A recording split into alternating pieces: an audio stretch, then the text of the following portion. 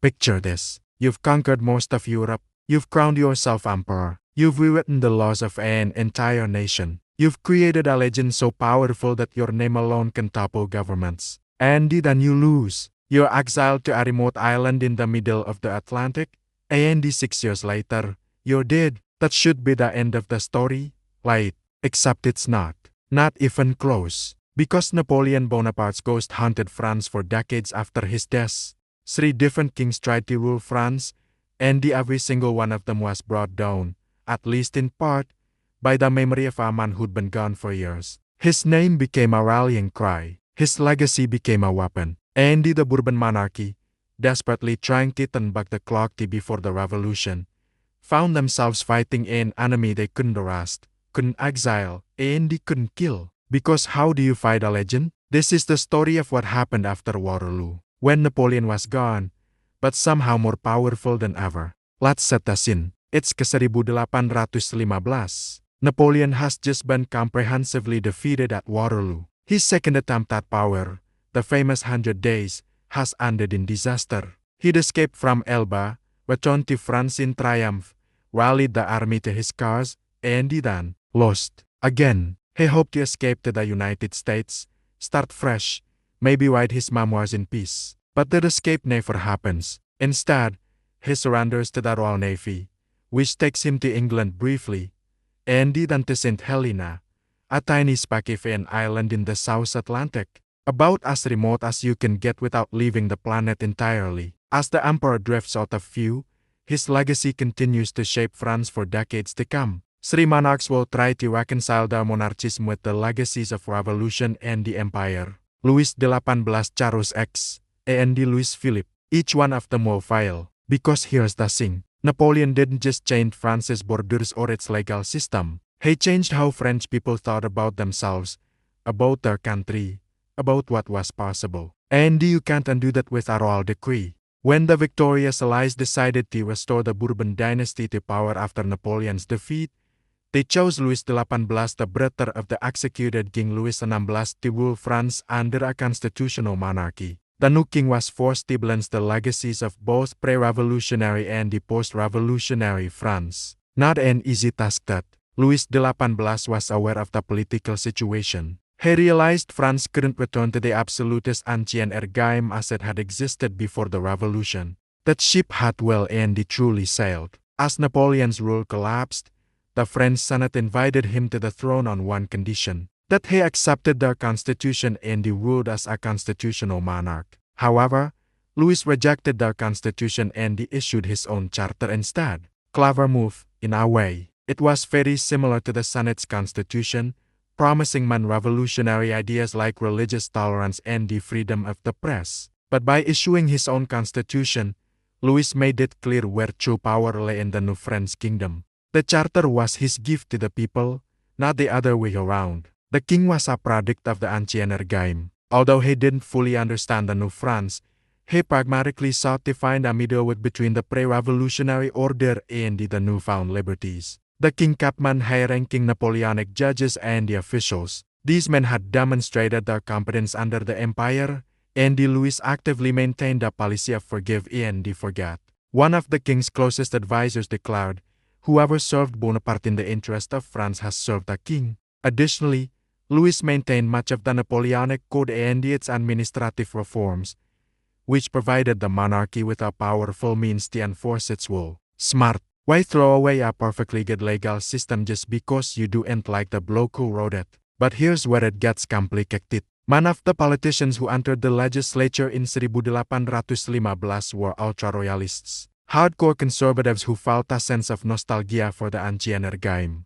These lads swiftly repealed revolutionary laws, which most notably included the right to divorce, and banned revolutionary symbols like the French tricolor flag. Domestic advisors and the foreign representatives persuaded the king that these extreme policies alienated men in France who were still attached to the accomplishments of the revolution. So he dissolved the chamber 1 year later and ruled mostly with more moderate royalists known as the Doctrinaires.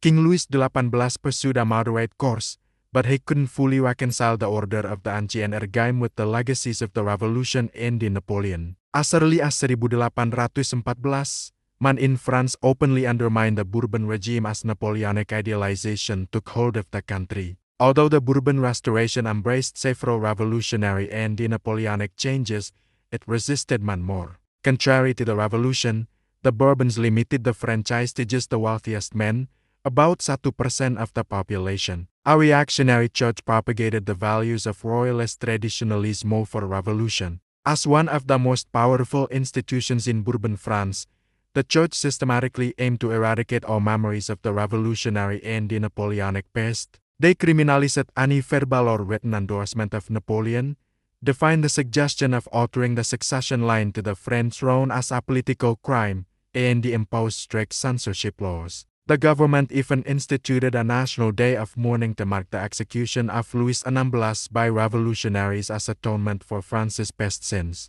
Subtle, that the Bourbon search for legitimacy was thoroughly undermined by Napoleon's legacy. After Louis was restored in 1815, France was occupied by the Allies for 3 years. The occupation provoked widespread resentment in French society. A combination of economic frustration, social discontent, and the patriotic pride coalesced into the figure of Napoleon. He became the image of a heroic emperor symbolizing freedom, self-realization, the struggle of the common man, and the glory. Whereas to them, the Bourbons symbolized a shameful, imposed yoke of royal tyranny, whilst the former emperor stood for French patriotism, liberty, and even the revolution itself. Napoleon's legend reverberated throughout France. People illegally celebrated Saint Napoleon on August 15, whilst they refused to celebrate the royalist holidays. Seditious objects like images of revolutionary rosettes, caps,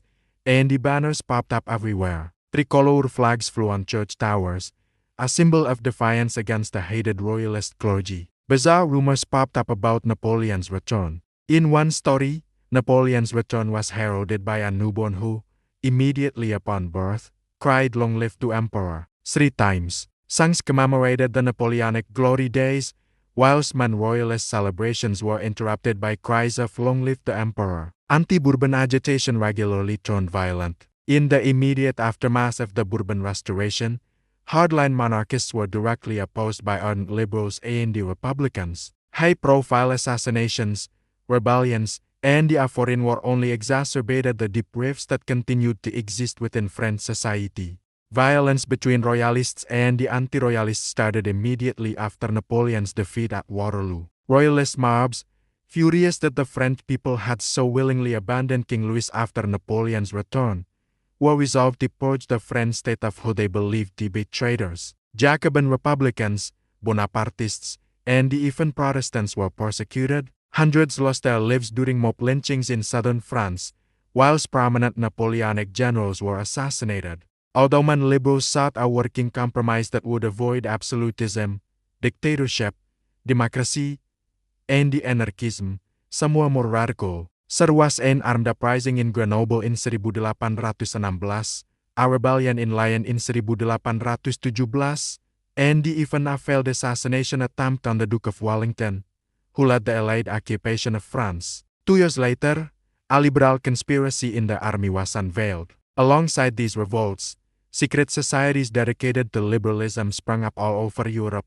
The conservative European order grew increasingly paranoid that these liberals were in cahoots with other liberals throughout Europe and that the liberal network was part of a massive conspiracy to overthrow the order. Bourbon France, alongside the other powers of the Congress of Vienna, paranoid and frightened, tried to suppress these tendencies through rigorous surveillance and guilt by association. In 1820, a political event shocked France. The Duke of Berry, the king's cousin, was assassinated by a Bonapartist. Napoleonic and liberal agitators celebrated and called for the assassination of the king as well. Politically, however, the assassination had caused a backlash. The liberals were swept out of power and replaced by hardline ultra-royalists. They used the next year to quickly consolidate political control over France, and thanks to political manipulation, they soon controlled all but 17 of the 428 seats in the French legislature. These ultra-royalists presided over an invasion of Spain, known as the Expedition of the 100,000 Sons of St. Louis. France intervened to support the Spanish King Ferdinand VII in his struggle against his liberal legislature. Aside from resistance by the Spanish liberals, the government also faced significant domestic opposition. French liberals met the armies at the border, waving the tricolor flag and singing the Marseillaise, urging soldiers not to cross. Poets declared solidarity with the Spanish liberals, and the French liberals urged soldiers to mutiny. In the end, however, the conservatives were victorious. After the Battle of Trocadero, Spanish liberalism was crushed, and the ultra-royalists claimed a great propaganda victory for their cause. Nonetheless, their hold over France remained ever strenuous. Louis XVIII died in ke-1824. His brother, Charles VI, succeeded him. In contrast to his brother, Charles did not pursue moderate policies. Rather, his contempt for French liberalism and the legacy of the Revolution and Napoleon led to a political crisis and ultimately a Second French Revolution. Already well before his coronation, Charles maintained a clear ultra agenda. Together with his prime minister, Joseph de Villiers, Charles's policies pushed a series of reforms that seemingly brought France back to the days of the Ancien Régime. Suffrage was further restricted to only the ultra-royalists. The migrants, people who fled the country during the revolution, received financial compensation for the trouble the revolution caused them. Man saw these people as traitors to France for their opposition to the revolution. The French bourgeoisie denounced the law as a bounty to the migrants for their treason to the revolution. The greatest social opposition to Charles's regime stemmed from his religious policies. Throughout the 1820s, the church gained enormous influence in schools and the universities. Liberal and the Enlightenment thought was banned in favor of conservative Catholic education. In 1825, a law that made blasphemy and the sacrilege punishable by death further riled public sentiment against Charles and even sent some ultra-conservatives reeling from the law's severity. Thanks to concerted liberal efforts, Villiers lost the 1827 election, and the French legislature was no longer monopolized by the ultra-royalists. The liberals were increasingly fearful of Charles's uncompromising hatred of the revolution and of attempts to undermine the rights of Parliament. These fears were justified when Charles appointed a new ministry led by an ultra-royalist, the Prince de Polignac. In response, a majority of deputies quickly passed a motion of no more confidence in Polignac.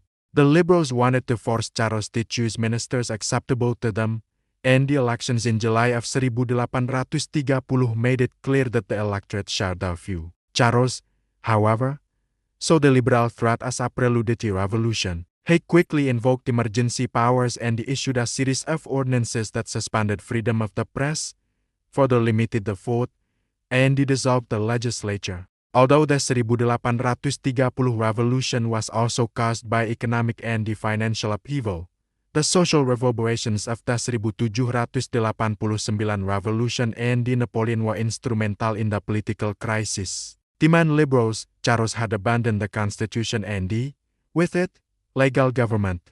The revolutionaries were driven by patriotic, republican, Napoleonic, and anti-clerical sentiment, all directed against Charles X and his out-of-touch policies. The king had forced a confrontation between the legacy of the Ancien Régime and that of the constitution with its revolutionary elements. Within just 3 days, the constitution achieved a resounding victory. After Charles abdicated, the liberals in the French parliament proclaimed his cousin, Louis Philippe, the new king of the French. Although the new king came to power by riding on a wave of liberalism, he too would ultimately fail to reconcile his monarchism with the legacy of revolution and the empire. At first, the new monarchy seemed to represent the final victory of the people over the Ancien Régime. A champion of constitutional liberty at home and abroad, Louis Philippe, the so-called citizen king, sought to consolidate the legacy of the Ancien Régime, the revolution, and the Napoleonic era into one patriotic French history. For the new king, French history should inspire pride and unity in its people rather than division. The wonders of the revolution and the empire were on full display in the Palace of Versailles, now turned into a popular museum. After months of negotiation with Britain, Napoleon's ashes returned to France, where they were meant to serve as a unifying symbol of French greatness under the stable rule of the House of Orleans. However, The legacy of the revolution and Napoleon also continued to inspire opposition to Louis Philippe's rule. As 1848 approached, Republican desires rooted in 1789 once more flared up. Poor urban workers complained about their living conditions, and the petite bourgeoisie demanded an expansion to the still very narrowly restricted rights to vote. Ultimately, these underlying tensions exploded in yet another revolution, one that would lead to the creation of a second republic, one in which another Napoleon would rise to power in a popular landslide, in large part thanks to the sentiments of national pride, power, and the public order that the Bonaparte name came to carry. So there you have it, the ghost of Napoleon. For decades after his death, his name, his legacy, his memory shaped French politics in ways the Bourbons simply couldn't control. 3 kings tried to rule France, and all 3 were ultimately undone by the revolutionary and the Napoleonic legacies they couldn't reconcile with their monarchism. Louis XVIII tried moderation and died peacefully, but his reign was constantly undermined. Charles X tried hardcore conservatism and was overthrown in 3 days. Louis Philippe tried to embrace both legacies and was swept away by a new revolution. The lesson: you can't put the genie back in the bottle. Once people have tasted liberty, once they've seen what's possible, once they've experienced an era of glory and pride, you can't make them forget. Napoleon proved that a commoner could become an emperor, that France could dominate Europe, that merit mattered more than birth, and no more amount of royal restoration could erase those truths. If you enjoyed this deep dive into how Napoleon's legacy haunted France long after his death, give it a like. Subscribe for more stories about how the past shapes the present in ways you never expect.